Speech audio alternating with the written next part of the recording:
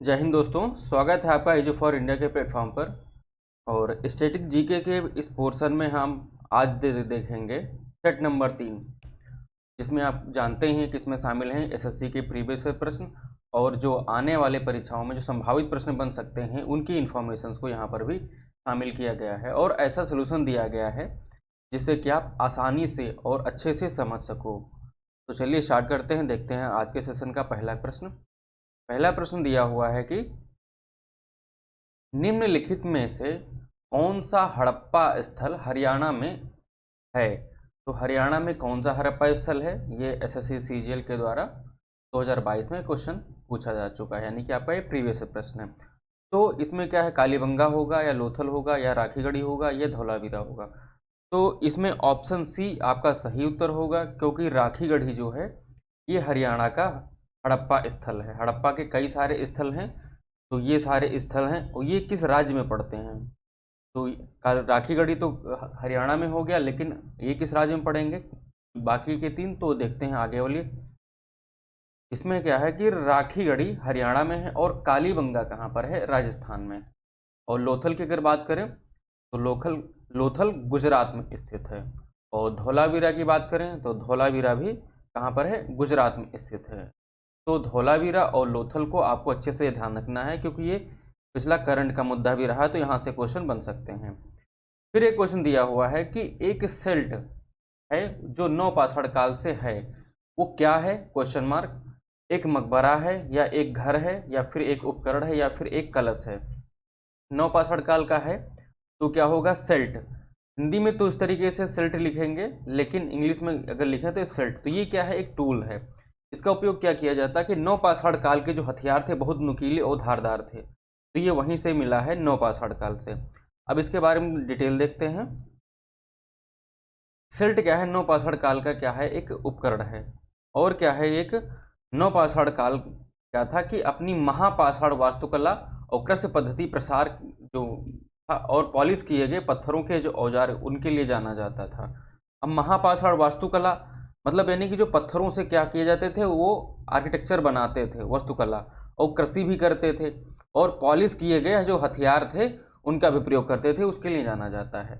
और नवपाषाण काल क्या होता है, जो ये शब्द आपको दिख रहा है, इसका मतलब होता है कि पाषाण युग का सबसे अंतिम, जो अंतिम होगा यानी कि वो नया होगा, और जो सबसे पहले हुआ होगा वो पुराना होगा। इस तरीके से तीन अलग अलग इसे अवधियों में बांटा गया पाषाण काल को। तो पूरा पाषाण काल सबसे पहले, उसके बाद में आया मध्य पाषाण काल, बीच में आया उसके सबसे बाद में आया नवपाषाण काल, यानी कि जो सबसे नया पाषाण काल हुआ।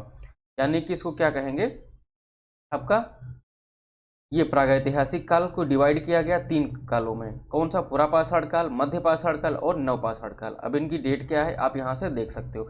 इसकी पीडीएफ आपको टेलीग्राम पे मिल जाएगी, तो टेलीग्राम लिंक पे जाकर के पीडीएफ आप आसानी से डाउनलोड कर सकते हैं और इसका रिवीजन कर सकते हैं। अगला प्रश्न दिया हुआ है कि प्राचीन भारत का एक महत्वपूर्ण बंदरगाह शहर था। यहाँ पे है क्वेश्चन मार्क, यानी कि स्पेस छूटा हो तो कौन सा होगा, ताम्रलिप्ति होगा, श्रावस्ती होगा, अहिछत्र होगा या चंपा होगा। तो इसमें इस प्रश्न का सही उत्तर जो होगा वो ताम्रलिप्ति होगा।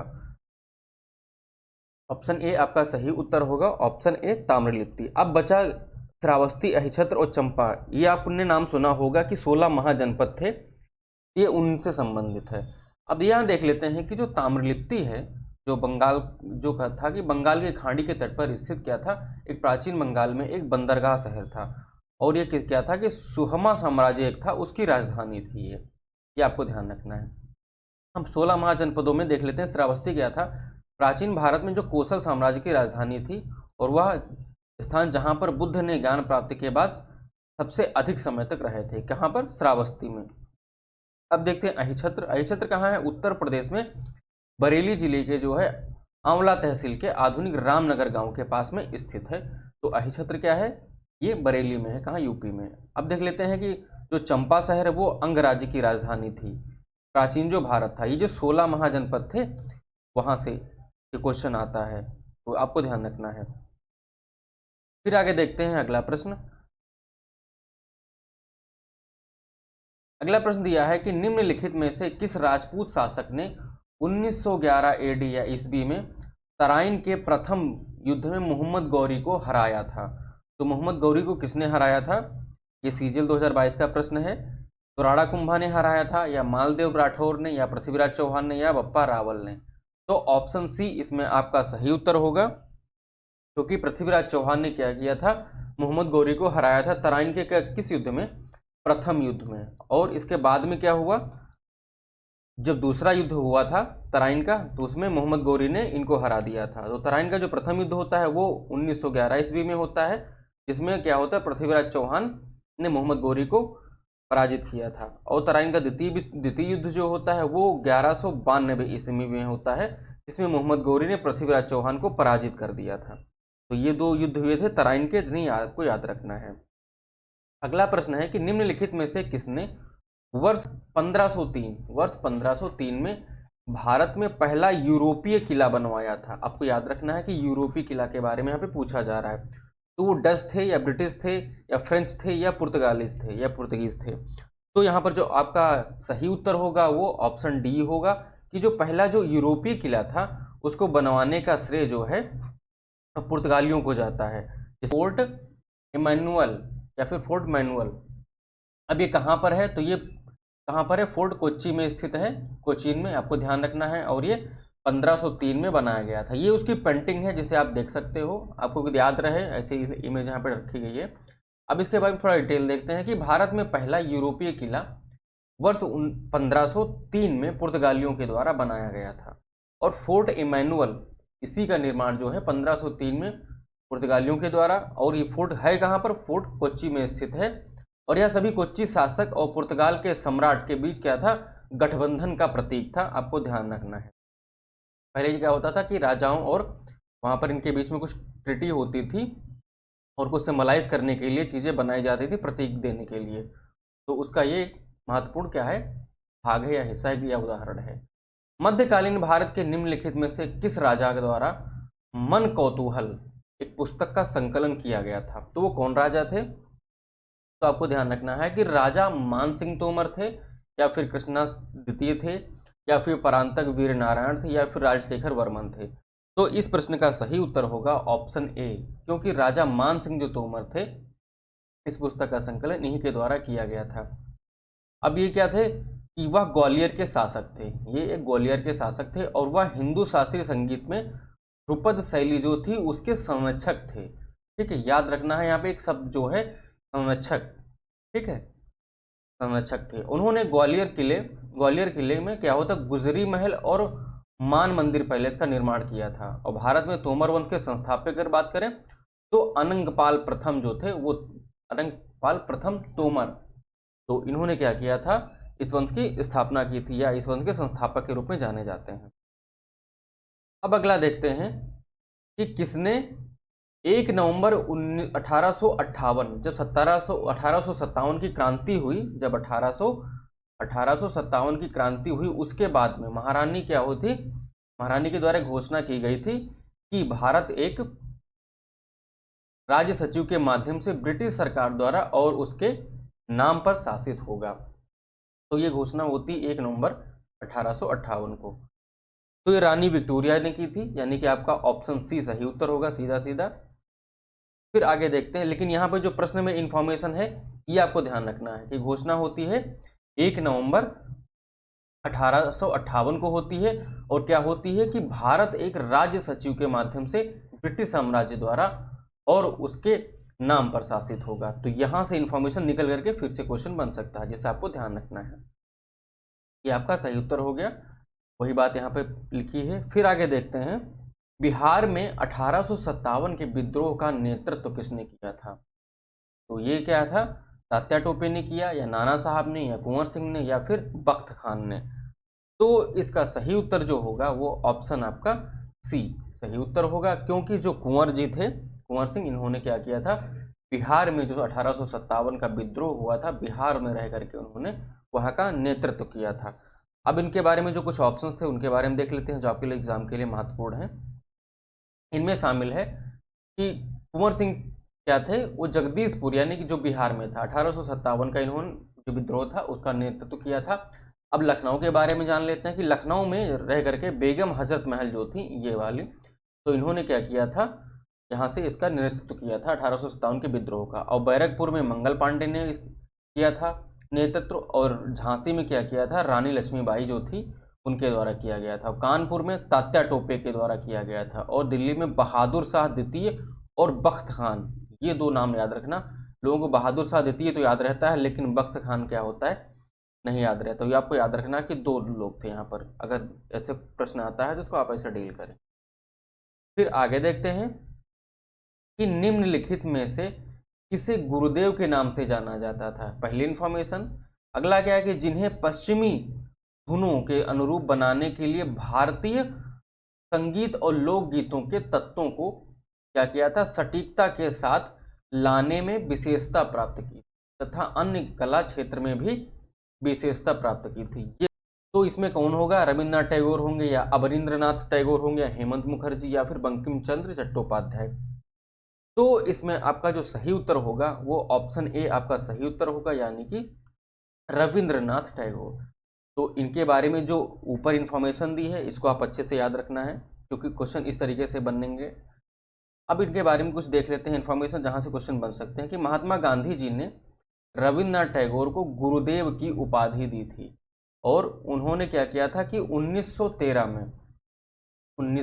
में गीतांजलि ये पुस्तक है, इसके लिए इन्हें क्या किया गया था, नोबेल पुरस्कार मिला था। और वे नोबेल पुरस्कार जीतने वाले पहले गैर यूरोपीय थे, यानी कि ऐसे व्यक्ति थे जो यूरोप से उनका कोई लेना देना नहीं था, ऐसा पहली बार हुआ था। और रविन्द्रनाथ टैगोर को ज़्यादातर ऑफ बंगाल के रूप में जाना जाता है। और उनकी कुछ साहित्यिक कृतियां हैं। कृतियों का मतलब होता है उन्होंने जो पुस्तकें या कहानियां या नाटकें जो लिखी उनको कृतियां कहा जाता है, कविताएं लिखी। तो क्या है, चोखरे बलि, या फिर है, और एक और है द पोस्टमास्टर, एक है गोरा, और एक है काबुली वाला, यानी कि जिसका मतलब होता है काबुल का फल विक्रेता। काबुल कौन था, अफगानिस्तान का जो हिस्सा था, वहाँ के लोगों को यहाँ पर रिप्रेजेंट किया जाता था। 1961 और साधना, इस तरीके से इन्होंने कुछ कृतियां लिखी थी। फिर आगे देखते हैं, जो आपका अगला प्रश्न है कि निम्नलिखित में से कौन भारतीय संविधान की संघीय विशेषता नहीं है, यानी कि जो फेडरल जो इसकी है विशेषता वो क्या है, नहीं है। यानी कि इसमें 3 होंगे और एक नहीं होगा, तो कौन होगा, तो दोहरी अगर सरकार की अगर बात करें तो ये है दोहरी सरकार, क्योंकि केंद्र में भी होती है और राज्य में भी होती है। शक्तियों का विभाजन, हाँ तो ये है क्योंकि केंद्र में शक्तियों का विभाजन और राज्य के पास भी कुछ शक्तियां रहती हैं। फिर क्या होता है, लिखित संविधान, ये भी है। और जो ऑप्शन सी है आपका सही उत्तर होगा, क्योंकि अखिल भारतीय जो सेवाएं हैं ये संघीय विशेषता नहीं है, यानी कि ऑप्शन सी आपका सही उत्तर होगा। अब और कुछ देखते हैं जहां से प्रश्न आपके एग्जाम के लिए बन सकते हैं कि भारतीय संविधान की जो संघीय विशेषताएं और क्या है। कि शक्तियों का विभाजन है, आप जानते हो केंद्र और राज्य के बीच में। संविधान की सर्वोच्चता है, संविधान सबके लिए सब सर्वोपरि है, ये भी है। और लिखित संविधान है भारत देश का, ये भी अच्छा है। और न्यायपालिका जो है ये भी क्या है, भारत की जो संघीय वो है विशेषता है। और क्या है, द्विसदनीय विधानमंडल है, यानी कि क्या होगा, जो विधानमंडल यहाँ पर है वो द्विसदनीय है। और कई राज्यों में क्या हो सकता है, वहाँ पर क्या है, विधानसभा और विधान परिषद है। तो कितने राज्यों में विधानसभा और विधान परिषद है, आपको ध्यान रखना है।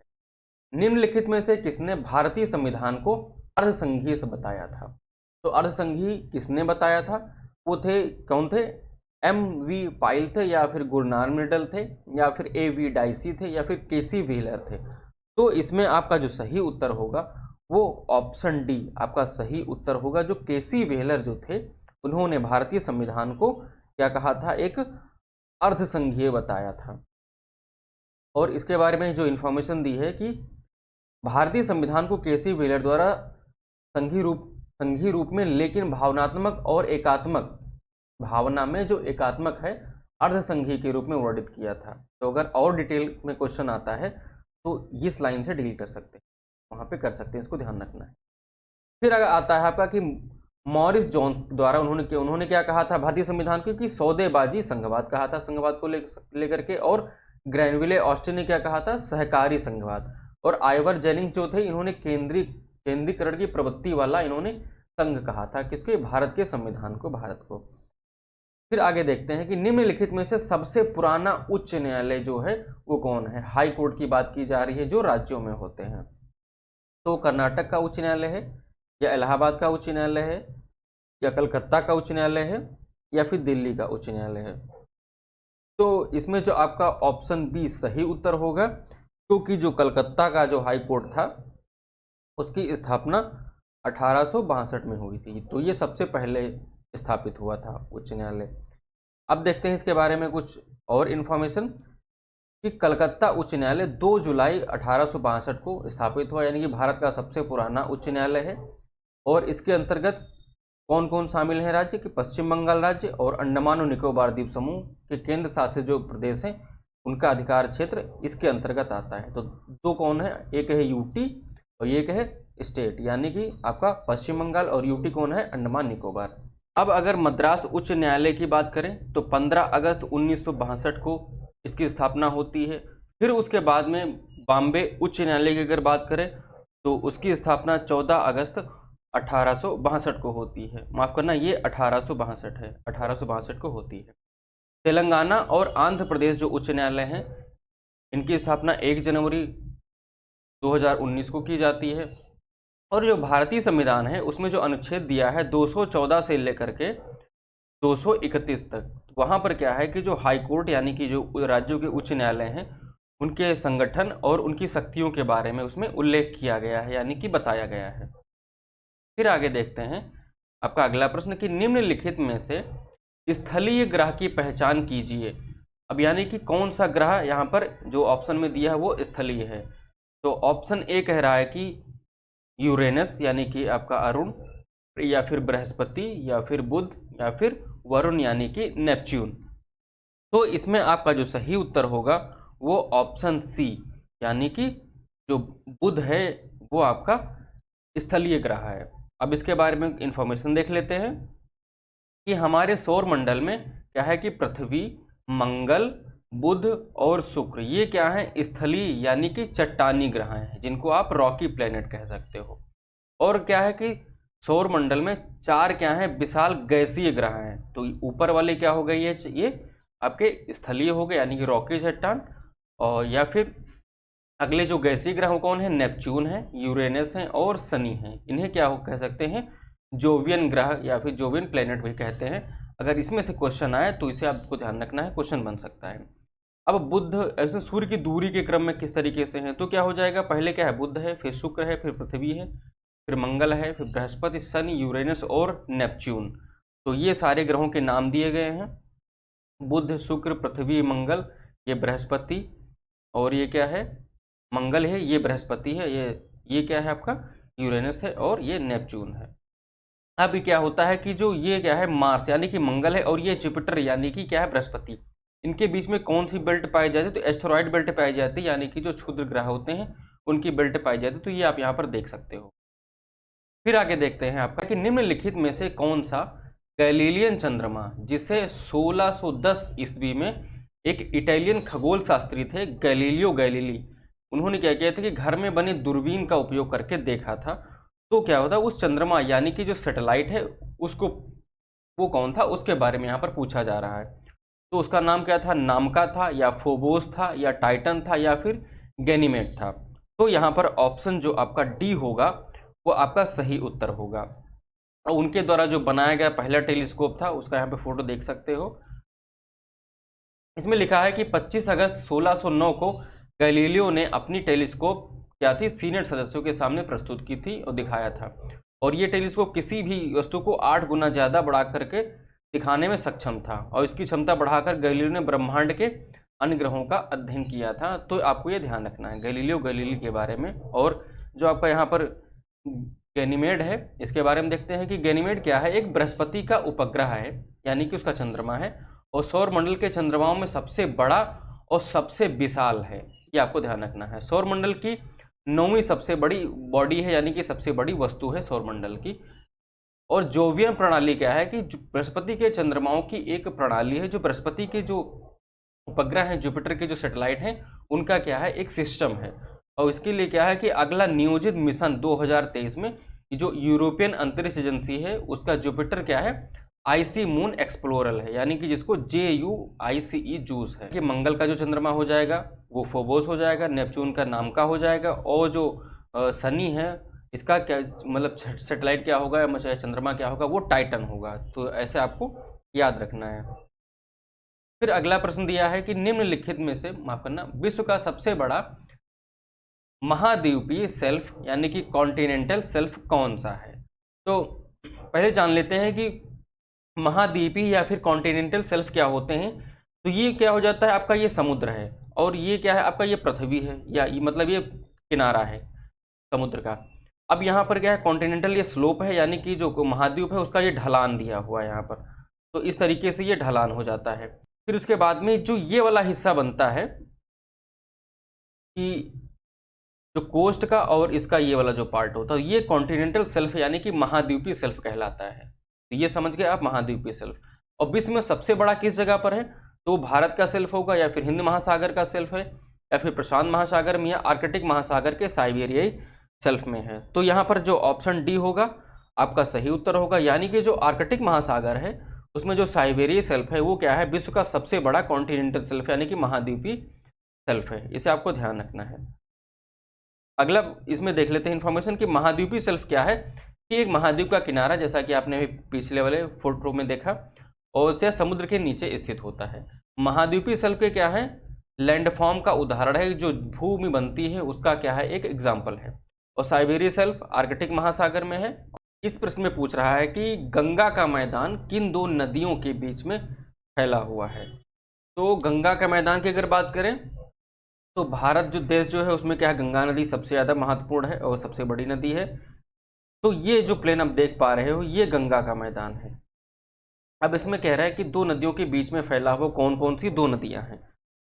तो पहला ऑप्शन है कि यमुना और तीस्ता के मध्य में, दूसरा ऑप्शन है घग्गर और तीस्ता के मध्य में। अगला जो ऑप्शन दिया हुआ है वो है कि घग्गर और भागीरथी, या फिर ऑप्शन डी गंगा और तीस्ता के मध्य में। तो इसमें जो ऑप्शन बी होगा आपका सही उत्तर होगा, क्योंकि घग्गर और तीस्ता के मध्य में दो नदियां जो हैं उनमें स्थित है। अब इसके बारे में थोड़ा डिटेल देख लेते हैं कि भारत के जो भौगोलिक विभाजन है उसको कैसे किया गया। तो उसको 6 भागों में डिवाइड किया गया मुख्यतया, हो तो उससे ज़्यादा सकते हैं। और पहला क्या है कि हिमालय पर्वत जो है उसमें, तो ये आप देख पा रहे हो ये पोर्शन जो हो जाता है ये हिमालय हो जाता है।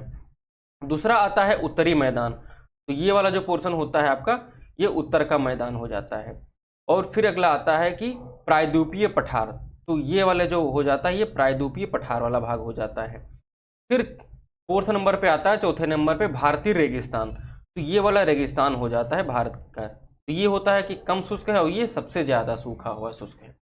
और फिर आता है तटीय मैदान, तो ये वाली जो पोर्शन है इसके आसपास वाले ये क्या हो जाते हैं, ये तटीय मैदान हो जाते हैं। और द्वीप यानी कि आइसलैंड, अब यहाँ पर देखो ये कुछ द्वीप हैं, और यहाँ पर क्या है ये आइसलैंड यानी कि अंडमान निकोबार वाला हिस्सा। तो इस तरीके से इसको विभाजित किया गया 6 भागों में। उत्तरी मैदान के पश्चिमी भाग को क्या कहा जाता है, पंजाब का मैदान कहा जाता है इस वाले पोर्शन को। और ब्रह्मपुत्रा का मैदान क्या है, असम राज्य में स्थित है। यहाँ पर असम कहाँ होगा, इस वाले भाग में, तो ये ब्रह्मपुत्रा का मैदान यहाँ पर हो जाता है। फिर देखते हैं अगला प्रश्न। अगला प्रश्न दिया हुआ है कि निम्नलिखित में से कौन सा पर्वत टेक्टोनिक प्लेट के संपीड़न के कारण भूपर्पटी पर बड़ी तह जैसी संरचनाओं का निर्माण होने से बना है। तो ऑप्शन ये रूस में यूराल पर्वत, या रूस में वोस्गेस पर्वत, या फिर अफ्रीका माउंट किलिमंजारो, यानी कि अफ्रीका में जो क्या है माउंट किलिमंजारो स्थित है, और जर्मनी में क्या है हार्ट्स पर्वत। तो यहाँ से आपको ये भी क्लियर हो गया कि अफ्रीका में क्या है, यूरोप में क्या है और जर्मनी में क्या है। और इसका जो सही उत्तर हो जाएगा वो सही उत्तर होगा ऑप्शन ए, यानी कि रूस का जो यूराल पर्वत है वो टेक्टोनिक जो संपीड़न उसके कारण हुआ है। अब इसके बारे में देख लेते हैं, जो यहाँ से क्वेश्चन बन सकते हैं वो क्या है कि पर्वतों के प्रकार कौन कौन से हैं और वो कौन से पर्वत कहाँ स्थित हैं वो भी देख लेते हैं।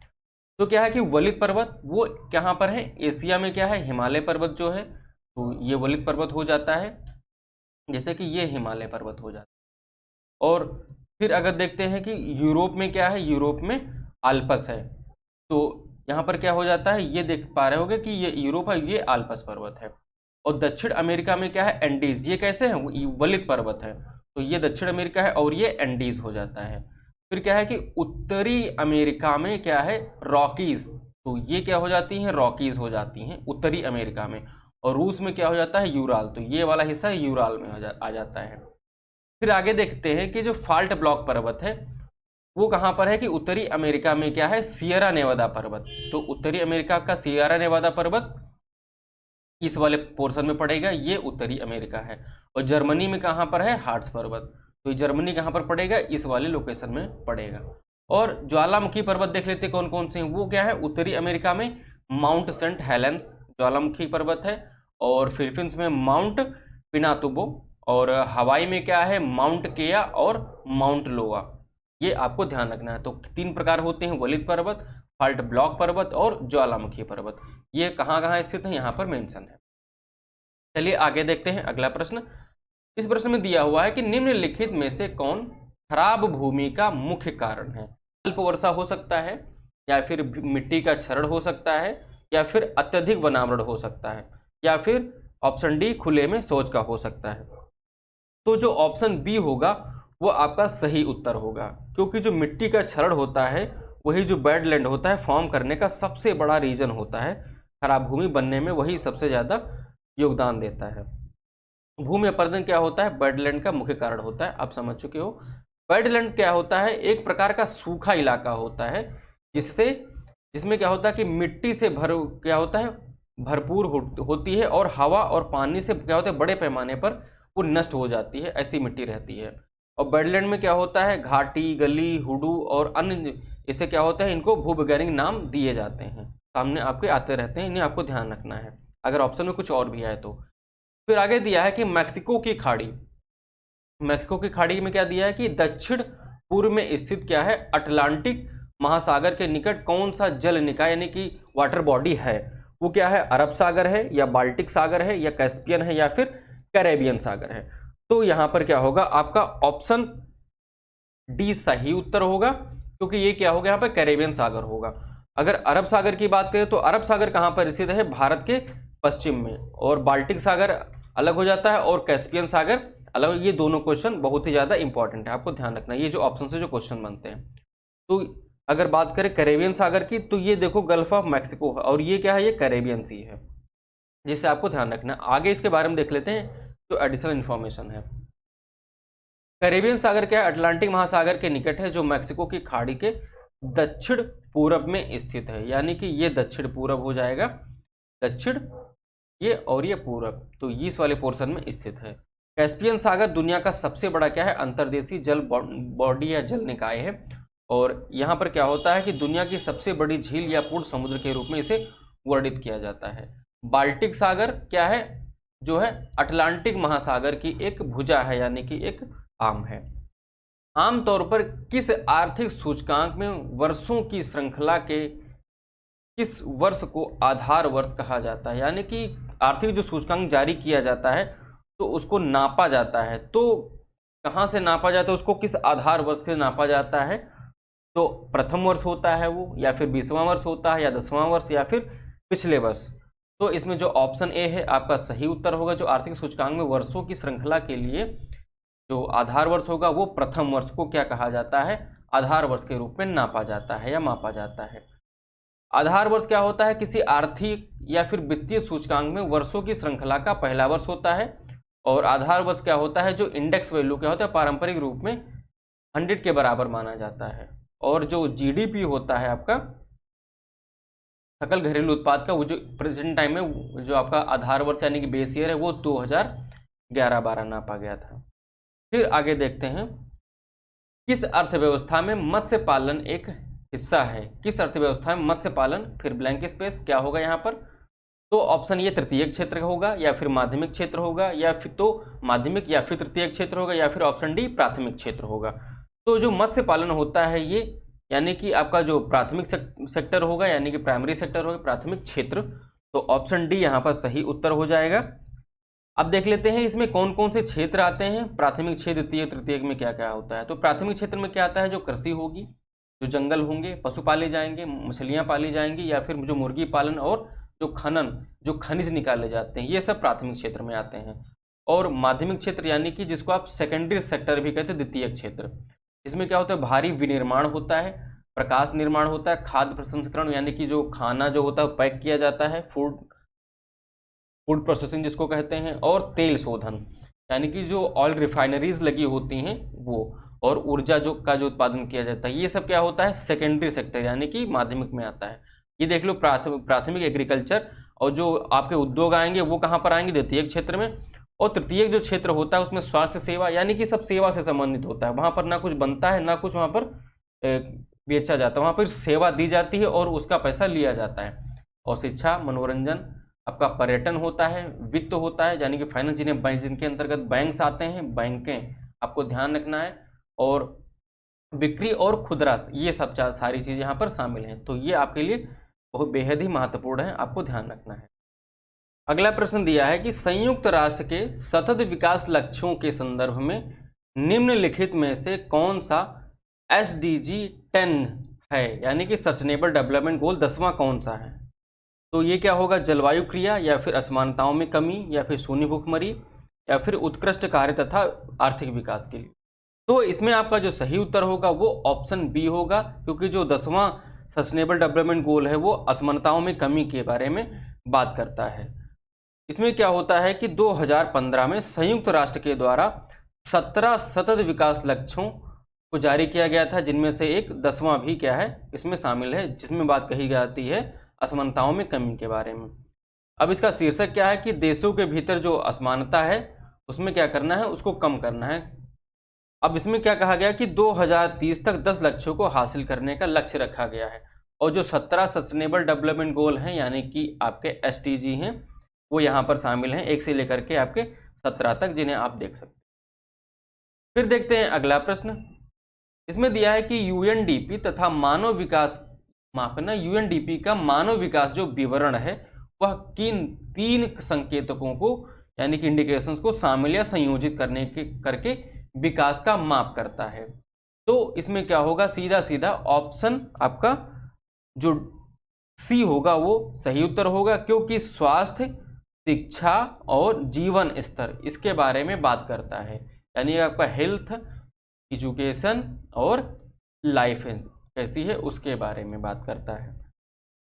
अब इसके बारे में डिटेल में देखते हैं कि UNDP की मानव विकास रिपोर्ट यानी कि ह्यूमन डेवलपमेंट रिपोर्ट यानी कि HDR क्या होता है कि स्वास्थ्य, शिक्षा और जीवन स्तर को मिलाकर विकास को नापती है, और सन 2022 में भारत की क्या है HDI रिपोर्ट में 132वां जो है स्थान यानी कि उसकी रैंक मिली है। सूक्ष्म वित्त के संदर्भ में SHG का पूर्ण रूप क्या है, यानी कि इसका फुल फॉर्म क्या होगा। तो ऑप्शन ए सस्टेनेबल हो नहीं सकता, ऑप्शन बी में श्योरिटी भी नहीं है, और ऑप्शन सी इसमें भी सस्टेनेबल ये भी नहीं हो सकता, ऑप्शन डी यानी कि सेल्फ हेल्प ग्रुप, जिनको आप स्वयं सहायता जो समूह होते हैं उनके नाम से जानते हो। तो ऑप्शन सी, ऑप्शन आपका डी होगा जो आपका सही उत्तर होगा। अब इसके बारे में देख लेते हैं डिटेल में कौन कौन से क्वेश्चंस आगे चल के भी बन सकते हैं। तो सेल्फ हेल्प ग्रुप यानी क्या होते हैं कि स्वयं सहायता समूह, इसमें कौन होता है कि वो लोग शामिल होते हैं जिनको अनौपचारिक संघ में शामिल होते हैं, जिनको क्या करना होता है, जीवन स्तर को सुधारने के लिए नए नए तरीके खोजते हैं और अपना मिल करके काम करते हैं, साथ आते हैं। और इस अवधारणा को क्या किया था कि 1970 में इलाबेन भट्ट के द्वारा प्रस्तुत किया गया था। ये क्या गया था कि स्वरोजगार महिला संघ की ये संस्थापक सदस्य थी, और इनका जो जन्म है अहमदाबाद गुजरात में हुआ था। ये हम इसलिए बोल रहे हैं कि इससे पहले वाले जो सेट में मैंने देखा कि कई सारे क्वेश्चंस यहाँ जन्म स्थान के बारे में पूछे गए हैं, जो फेमस पर्सनालिटी हुई हैं उनके बारे में। अब इनको पुरस्कार कौन कौन से मिले, तो पद्मश्री इन्हें पुरस्कार मिला, पद्म भूषण मिला और रेमन मैग्सेसे मिला। तो ये 3 पुरस्कार आपको ये याद रखने हैं। और आपका एक और पुरस्कार है कि शांति निशस्त्रीकरण व विकास के लिए इन्हें इंदिरा गांधी पुरस्कार 2011 में दिया गया था। तो ये आपको ध्यान रखना है। फिर आगे जो देखते हैं अगला प्रश्न दिया है कि बाथरूम के जो शीशे होते हैं और झीलों पर जो परावर्तन होता है और चश्मे पर पड़ने वाली जो चमक होती है, ये किस टाइप के परावर्तन होते हैं। तो ये परावर्तन के प्रकार हैं, 4 प्रकार दिएंगे, तो इनमें से कौन सा परावर्तन होगा। तो इसमें जो आपका ऑप्शन बी यानी कि परावर्तक, यानी कि स्पेकुलर जो परावर्तन होता है वो होता है, ये परावर्तन का एक प्रकार है। और झील पे जो परावर्तन होता है ये यहाँ पे देख पा रहे हो कि ये क्या है, ऊपर का ये आसमान है इतना पोर्शन, और ये क्या है, नीचे का पानी है। तो किस तरीके से यहाँ पर परावर्तन हो रहा है, जिसको परावर्तक यानी कि स्पेकुलर रिफ्लेक्शन कहा जाएगा। अब परावर्तन के प्रकार देख लेते हैं यहाँ पर। एक होता है परावर्तक परावर्तन यानी कि स्पेकुलर रिफ्लेक्शन, एक होता है विसरित परावर्तन यानी कि डिफ्यूज रिफ्लेक्शन, एक होता है एकाधिक परावर्तन यानी कि मल्टीपल रिफ्लेक्शन। अभी कौन कौन से होते हैं, ये बाथरूम दर्पण में लगा होता है, बाथरूम दर्पण में प्रतिबिंबित होता है हमें। और विसरित वाला कहाँ पर होता है, जो होता है खुरदरी सतहों से उत्पन्न होता है। और एकाधिक परावर्तन यानी कि जो मल्टीपल रिफ्लेक्शन होता है वो कहाँ से होता है, आप यहाँ पे देख सकते हो। इसकी पीडीएफ आपको मिल जाएगी, जिसे आप अच्छे से पढ़ सकते हो, रिवीजन कर सकते हो। फिर आगे दिया है कि रिमोट कंट्रोल और छोटे खिलौने और वायरलेस रसोई उपकरण जो होते हैं, जैसे घरेलू गैजेट, उनके लिए उपयोग की जाने वाली ए बैटरी का प्रारंभिक वोल्टेज क्या होता है। वोल्टेज के बारे में यहाँ पर पूछा जा रहा है। तो इसमें जो ऑप्शन बी होगा वो आपका सही उत्तर होगा, यानी कि 1.5 वोल्ट। अब इसके बारे में एक एडिशनल इन्फॉर्मेशन क्या है वो देख लेते हैं कि 1.5 वोल्ट क्या होती है। एक आकार की बैटरी के लिए मानक नाममात्र वोल्टेज ए 1.5 ही बैटरी होती है, जो सबसे ज़्यादा व्यापक रूप से क्या होती प्रयोग की जाती है। इसमें क्या होता है, क्षारी होता है यानी कि बेस होता है, और क्या होता है, जस्ता कार्बन सेल की बनी होती है, और घरों में उपयोग में लाई जाती है। यहाँ कहाँ पर, रिमोट में, छोटे खिलौने और जो वायरलेस घड़ियाँ होती हैं उनमें। तो हमारे साथ यहाँ तक बने रहने के लिए आपका बहुत बहुत धन्यवाद। मिलते हैं आपको अगले सेशन में, तब तक के लिए जय हिंद।